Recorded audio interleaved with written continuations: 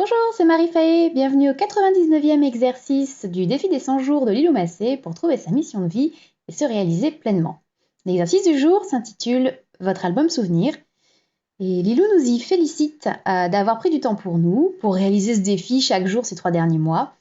Et elle nous précise qu'une nouvelle habitude s'est ancrée dans notre quotidien, nous permettant de nous extraire de notre rythme effréné. C'est tellement vrai que je me suis acheté un autre cahier, je vous en parlerai vendredi. Le défi du jour consiste à réaliser un album photo type journal de grossesse pour pouvoir constater notre évolution au cours de ces 3 derniers mois. Bon, pour la partie place de concert, billets de train et autres moments marquants, c'est un peu râpé, vu que ce défi m'a occupée pendant le confinement. Donc je me vois mal imprimer et agrafer mes factures Deliveroo, qui correspondaient plus aux jours de flemme qu'aux célébrations en plus.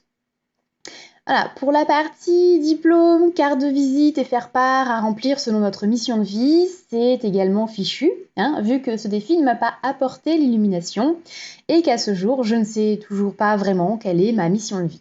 Alors, c'est pas grave, je suis complètement en paix avec ça, ça m'empêche pas de vivre ma vie et voilà, juste de ne pas pouvoir remplir cette partie-là du cahier. Il y a ensuite des zones d'écriture que j'ai pu remplir, youhou notamment le fait que ma mission de vie se décline en plusieurs missions. D'abord professionnellement, parce qu'actuellement mon boulot me permet d'aider des gens. Ensuite de façon plus subtile, en présence et soutien à mon entourage.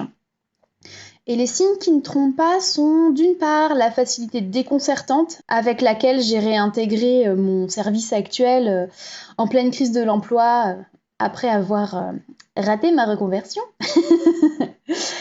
Et d'autre part, le fait que les gens de mon entourage viennent à moi depuis le début de ce défi pour approfondir le côté spirituel, comme si j'avais tendu une perche en fait et que des amis en profitaient pour la saisir.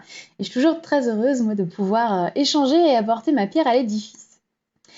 Voilà, ce que j'adore n'a pas changé, marcher, voir du monde, rire, cuisiner, bien manger, tirer les cartes, danser, je radote.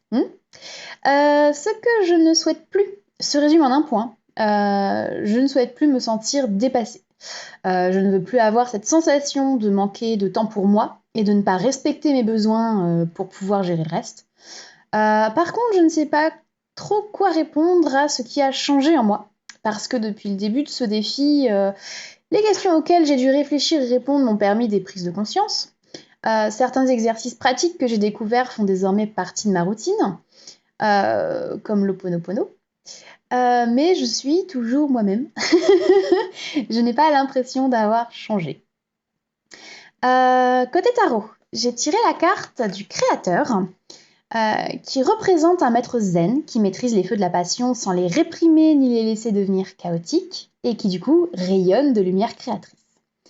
Cette carte nous indique que tout ce que nous entreprenons maintenant, avec la compréhension procurée par la maturité, enrichit notre vie et celle d'autrui. Il convient d'utiliser nos talents et tout ce que nous avons appris par nos expériences personnelles. Le moment est venu d'exprimer ce que nous sommes. Une très belle carte pour terminer ce défi, qui n'est pas une fin mais un commencement. Voilà. Donc c'est tout pour aujourd'hui. Je vous dis à vendredi pour le bilan de ce défi. Demain, j'aurai pas du tout le temps et je veux bien le faire. Donc à vendredi. D'ici là, prenez soin de vous. Bye.